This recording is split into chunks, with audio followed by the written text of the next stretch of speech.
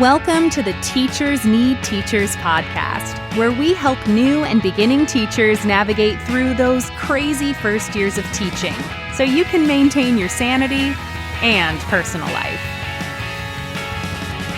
Here's your host, Kim Lepre. Welcome to the Teachers Need Teachers podcast, a proud member of the Education Podcast Network.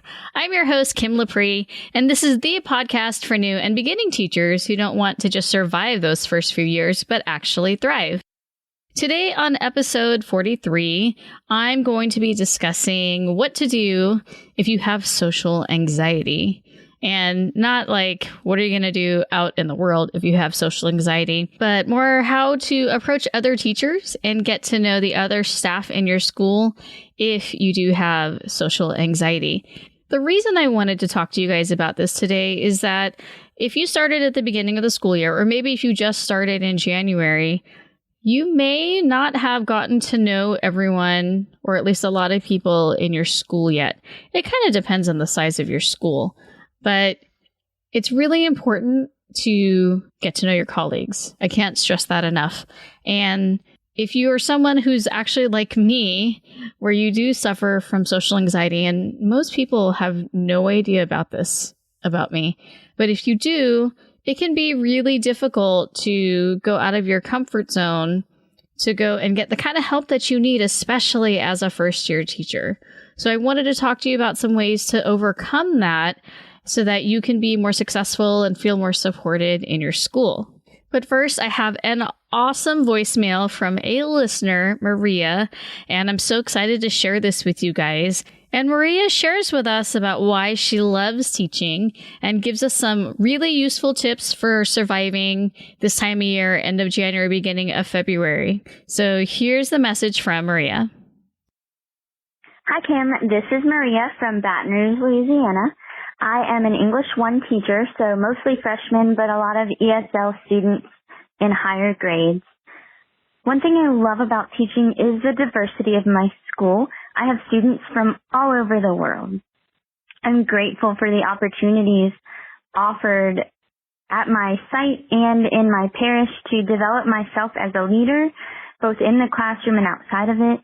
My goal for this year is to be more intentional with everything, with my lessons, with my planning, with the environment that I have in my classroom. My tip for surviving school in late January is to refocus your aim on building relationships with students. You may have had students who came in at the semester point, or students who you just never connected with first semester.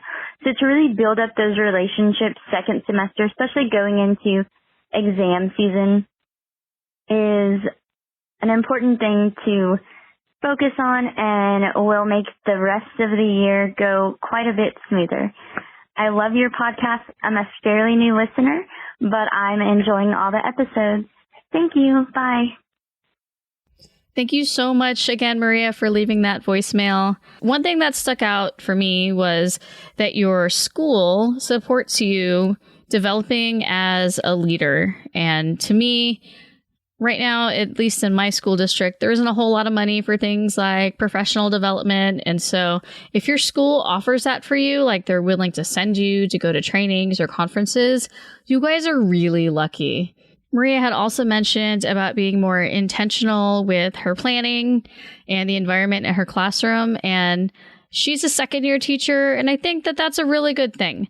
But just remember that at this time in your career, you did survive a year of teaching, and now you're on this second year, and there's still, I don't know, for me, I feel like this is the year when you start to refine a few things, so where you sort of say, okay, that totally didn't work last year, let's fix this. But just be sure that you're not trying to fix everything. If you remember in episode 38, I mentioned just fixing one thing to make a big impact. So don't overwhelm yourselves, guys, with trying to fix everything that went wrong last year.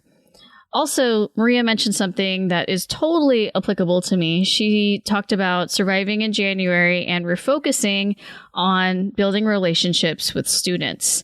This is actually really important because over the break, students sort of lose their groove and they may have experienced some kind of trauma. Being away from school can be really traumatizing for students.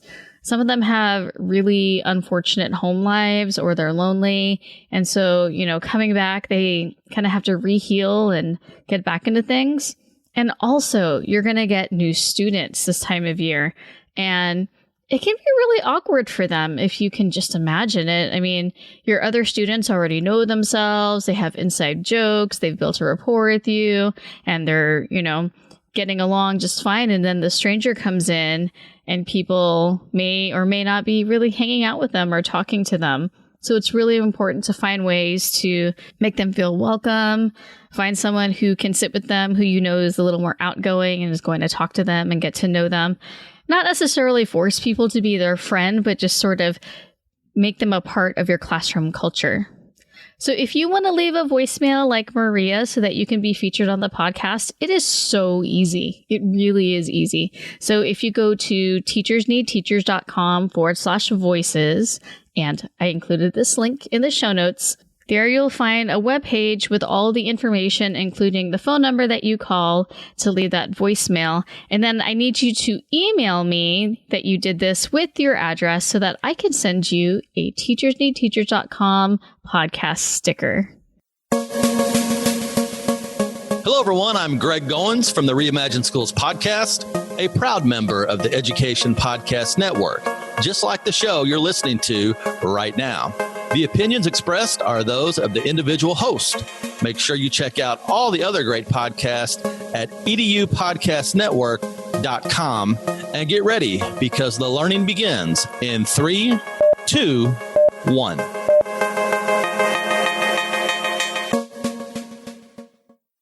So today's topic has to do with social anxiety, as I had mentioned in the introduction, because even though we're adults, we don't necessarily know how to talk to strangers.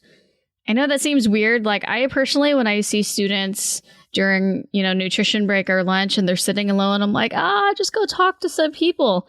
But then I actually have a really hard time with that too. So I completely empathize with them. And when I started out teaching, it was actually really hard for me, especially because when you are a band teacher, in terms of your department, you're kind of a department of one. I mean, yes, they have other electives. So, when we would have PLC time, I would meet with other electives, but we weren't necessarily able to plan together. And sometimes it would just end up being kind of a conversation about how undervalued we felt as electives. So it wasn't necessarily the most productive time. In any case, it took me a long time to go and talk to other teachers, especially because I felt like I was sort of this odd person out because I didn't teach a core subject. But it's actually something that's really important that you do. You need the support. And so someone who suffers from social anxiety, I had to take some very intentional steps to make this happen. Now, you may be a little bit skeptical about the idea of me being someone who has social anxiety. And if you and I were sitting in professional development together, you would actually probably think that I'm an extrovert. I mean, I smile at people, I'm fairly energetic, and I'll even tease people that I know and, say hi to those who pass by. And you wouldn't be completely wrong since I'm actually somewhere in the middle. I found out that there's something called an extroverted introvert, which means that I can be on when I'm in public, but I prefer to be alone or just one-on-one with people, especially those that I'm comfortable with. In any case, for me, going somewhere where there's crowds or going to a party or big event, it actually turns my stomach into knots. I have to psych myself up, especially if it's a situation where I only know the host or I know nobody at all. And I have to convince myself to actually go because I would just rather not go. I know that sounds terrible, but that's just, the way it is for me. And, I usually bring a wing person, like my husband, so that I have someone to talk to. And you may find me only talking to him the entire time. or if I don't have him with me or a friend, you'll find me sort of hanging around at the food, trying to look busy. So, it's something that actually I've had since I was a kid. I've always had a hard time making friends. I've always been super duper uncomfortable and silent around people I don't know. And it's one of the reasons why I never sort of got out of my comfort zone and got to know teachers sooner in my career. I am better now. I don't know why. I guess I just eventually learned to just suck it up and deal with it. But I can tell you that it's only been the last few years that I've gotten out of that. So, people reach out to me instead of me going out to them, which is actually really important because I just default to being a turtle going into my shell. And I honestly think that confidence does come with aging. So if you are similar to me, you have this similar affliction with social anxiety, just know that there is hope. And after a while, it can get better. I'm not saying for everybody that it's going to get better, but it can, but you do have to be intentional. And, I'm not a therapist. My stomach still cramps up when I need to go to a social function. And more often than not, I don't go to social functions on purpose, which, as you can imagine, does affect friendships and social life. But you guys, that's just how it is for me. So in any case, I have made a lot of gains in terms of reaching out to teachers and not just, hiding out. So here's how I did that. So first, your mindset is really important. Even if you are a true introvert or you have social anxiety, you have to remember that collaboration is part of being a good teacher. So you don't have to change who you are. I mean, I haven't changed in terms of the fact that I'm uncomfortable in social situations, but I just change how I conduct business at school. Being social with your colleagues is actually good for your career as well as for your students. So if you reframe the experience so that you see it as benefiting your students by getting the best advice, curriculum, and pedagogy, then it starts to seem a little bit selfish to hold back. So I had to kind of reframe it where I was seeking out social contacts with my colleagues so that I'm benefiting my kids. And when I realized that my students were missing out on opportunities because I was being a hermit, I put on my big girl pants and I started to venture out and getting to know the other teachers in my school. Also, something that helps is making friends with extroverts. I know this sounds strange, but it makes complete sense.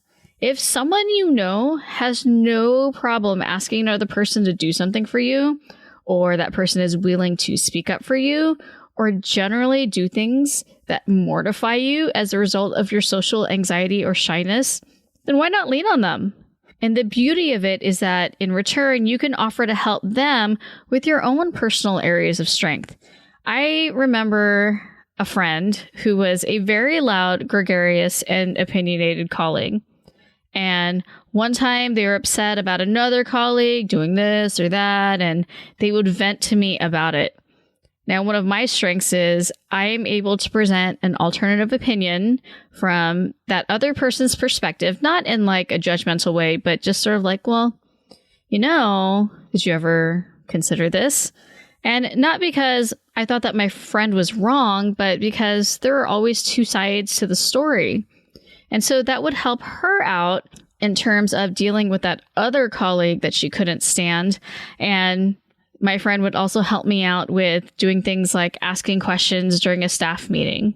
So we just sort of leaned on each other, knowing what each other's strengths and weaknesses were. And it really worked out. For other colleagues, I offer my ability to plan many steps ahead and foresee everything that could go wrong. So a lot of my friends and colleagues, they will come to me with an idea and I would find holes in it as well as identify ways to strengthen their plan. And when I needed someone to ask somebody else something or ask an administrator something, or as I mentioned before, ask a question at a staff meeting, I knew that I could ask them and they would gladly bring it up for me.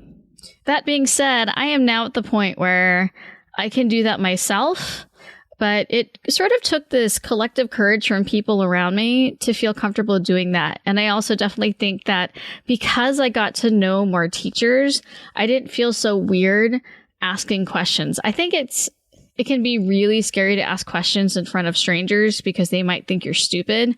But once you have developed relationships, it doesn't necessarily mean friendships, but once you've gotten to at least know the other staff members on a first name basis, then when you ask a question, even if it's a silly question, you feel less judged. Another method that worked beautifully was making an initial connection over a mutual student. So if you're nervous about talking to a particular colleague, but you really need to discuss something with them, a great way to break the ice is to first chit-chat about a mutual student. Now, this gives you a topic to prepare so that you don't feel stupid asking them a question. And then after that, they'll most likely greet you in passing, which will actually make it easier in the future for further conversation. I remember when one of my mentees was a brand new teacher and he was brand new to my school, and I basically forced him to eat lunch in the staff lounge with me and other colleagues. And after a few months, he finally chimed in during a conversation by bringing up a concern about a student. Now, several other teachers at the table had that same student and gave him advice on things like who she should sit next to, how to get her to work and behave, things like that. And so after that, he just naturally joined in on regular conversation with us and got to know more of the staff. And then the staff, they were there to offer him support. So just talking shop basically with other teachers really helps to kind of get past that initial awkwardness when you're talking to someone for the first time. This next one can be a little bit annoying if you're like me in terms of being a little more introverted, and it's basically mastering small talk. Now, I'm going to be the first to admit that I find small talk exhausting. Oh my goodness, so exhausting for me. I'd rather go to the gym sometimes than small talk. I mean, and it's not that I don't care about other people and their lives, but it's just kind of difficult for me to keep a conversation going with a perfect stranger. I feel like I'm interrogating them for the sake of finding common ground, but here's the thing. Small talk works. You just have to suck it up and learn how to do it well. So here's some ideas that you can talk about. You can ask how their weekend went, either the past weekend or what they're going to do this following weekend. You can find out which part of town they live in. If you've been there, you could talk about your favorite things like restaurants or stores, and if you've never been there, you can ask them what it's like. You can bring up something in the news, although I would refrain from talking about politics. That can be very divisive, obviously. If they mention something that you have in common with or are curious about, then follow up with some questions. And this actually happened this past week. Some of us threw a baby shower for one of our colleagues, and a new teacher came and she just sort of, interjected in a conversation and said, "Oh, I was listening, and, I have a 1-year-old," and just started talking about babies, since the topic at that moment was babies, because this woman was having a baby. So if you can find something that you have in common with other people, I say go for it. And if someone looks tired, ask them if they've had a long week. You can give them a moment to vent and just listen. And if you see someone wearing or carrying or using something unusual, you can comment on it, like, "Oh, I really like your teacher bag," or "Where did you get it? How many pockets does it have?" That could definitely spark some conversation. So during the small talk, it's really important to pay attention to the other person's answers and make a mental note of them. That way you can bring it up again the next time you talk. It shows that you paid attention, and then you don't have to come up with small talk again, because now you have something to actually talk about. Now, some people, they probably think that I'm actually really good at this, which I am. I've really worked on it, and I can strike up a conversation with anyone, but it's hard. I don't know. My best friend, she's so good at just getting to know people. being in a room full of strangers and making friends with everyone, and she thrives off of that. But for me, I need a nap afterwards because I just find it so mentally exhausting. But you got to do it, guys. It's totally worth it. If you can get past small talk and you can actually get to know your colleagues, then they're more likely to support you, and you're going to need them in the future. Just trust me. And then finally, you need to give more than you receive. So, some teachers tend to either ask a whole lot of questions in rapid fire succession, or they're too embarrassed to ask at all. I personally love when people ask me questions pertaining to teaching, so it actually doesn't bother me at all. Anytime that I can help someone become a better teacher, I'm always the first to sign up. However, most teachers don't appreciate someone who constantly asks and never offers in return. You know who I'm talking about. They want lengthy explanations during the passing period when you're hustling to go to the bathroom, or they want all of your lesson plans, or they repeatedly ask you how to do something when in reality they want you to do it for them. Now, as a new teacher, I need you to think, are you that person? Let's be honest, okay? Are you that person? And if you are, maybe you didn't know you were doing it, okay? Most veteran teachers understand that you're new and that you need to lean on us. It's our job, I feel, to help you guys out. However, a pet peeve of mine is you asked for all of this stuff, and then when I need you to watch my class while I run to the bathroom, or I need help creating a bus list for a field trip, you have a dossier of prepared excuses for why you can't help.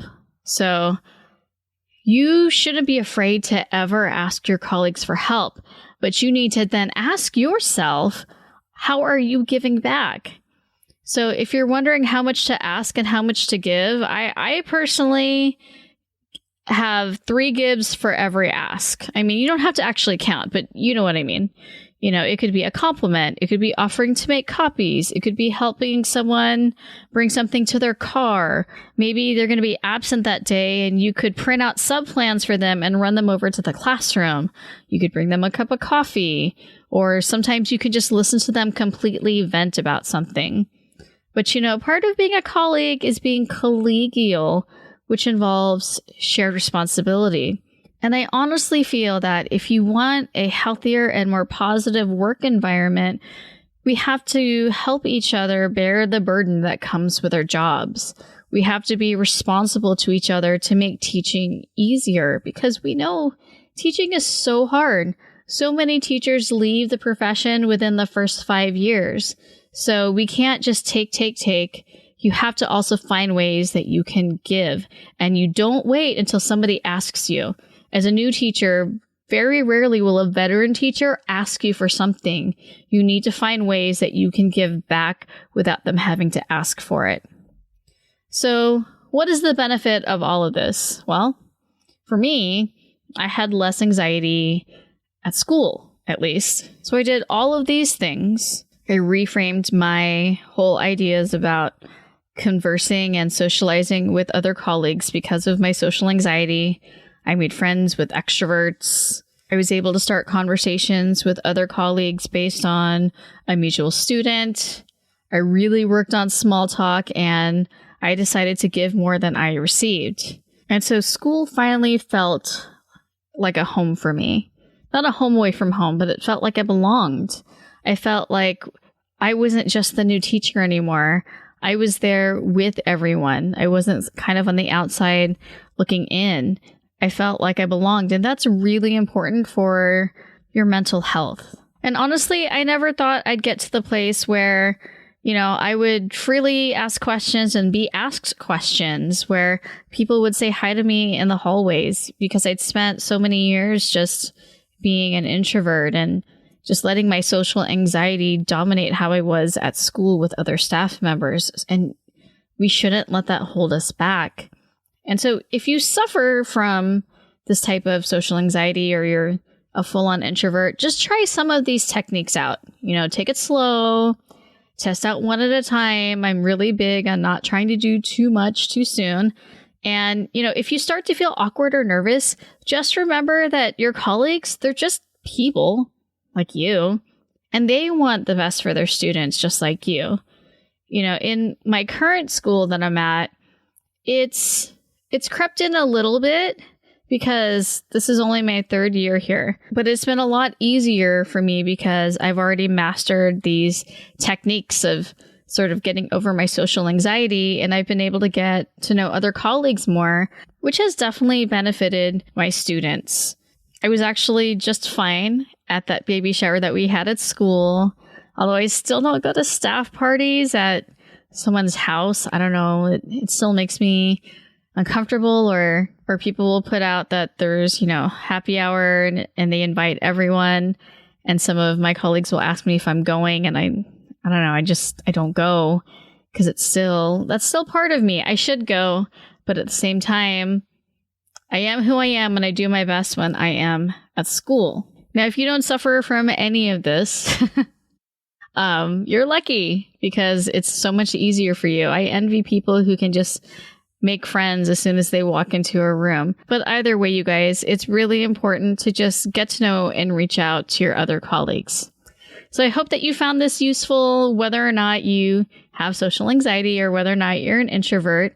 And don't forget about 2 things. I actually didn't mention one of them in the beginning. One, I still have a survey about whether or not I should create a beginning teacher course. So the link is in the show notes. If you could please it'll take you like 60 seconds to complete it, honestly. So that's in the show notes. And then also, if you'd like to leave a voicemail so that I can feature you on a future episode. Thanks for listening, you guys, and have a fabulous week. Thanks for listening to the Teachers Need Teachers podcast. Love this episode? Head over to Apple Podcast or Google Play to subscribe, rate, and leave a review.